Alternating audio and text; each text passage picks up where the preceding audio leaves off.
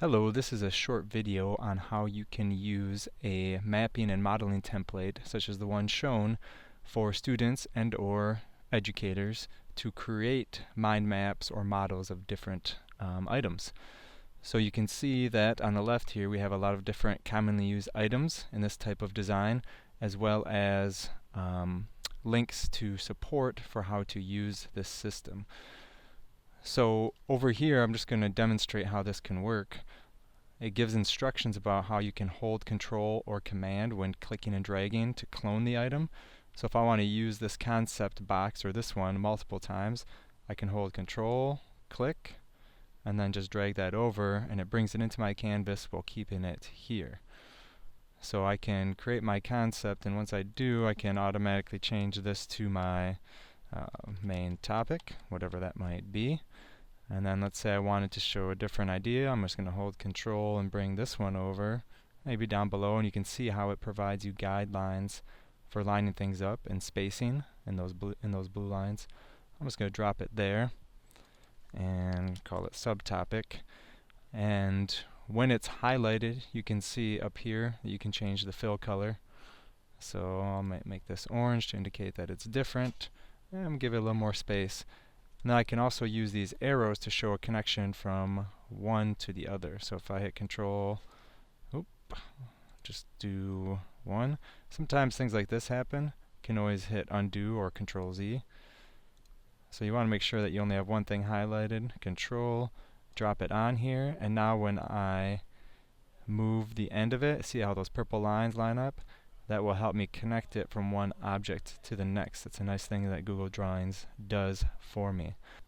In addition to these pre-made items, you can always go up here and add different connectors that you might want to use, shapes, text boxes, or use the menus like Tools, Research, go to Images, and be able to add an image right from here without having to leave the screen.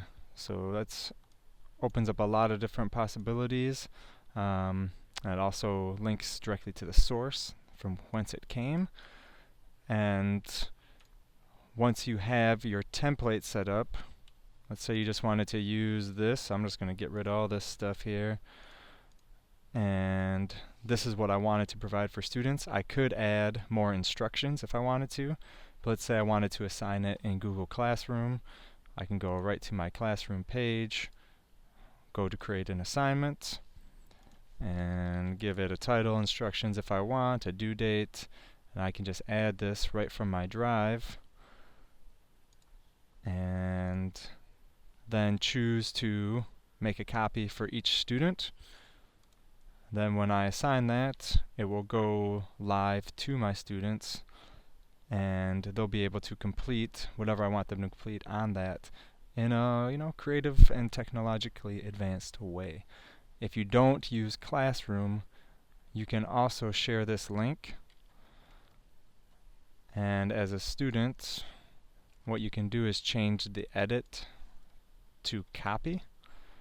That way when somebody goes to open that link, they'll be prompted to make a copy of the document that they can then edit and submit to you. So if you want to access this template, you can do so at this link, j.mp/mapmod. And to give credit to the person who I got this idea from, Keith Tramper, he showed me this doc which spawned my thinking to provide the template for you. So you can contact him to give him props, and let me know if you have other ideas or thinking to go along with my continuation of his thought. Thanks for listening.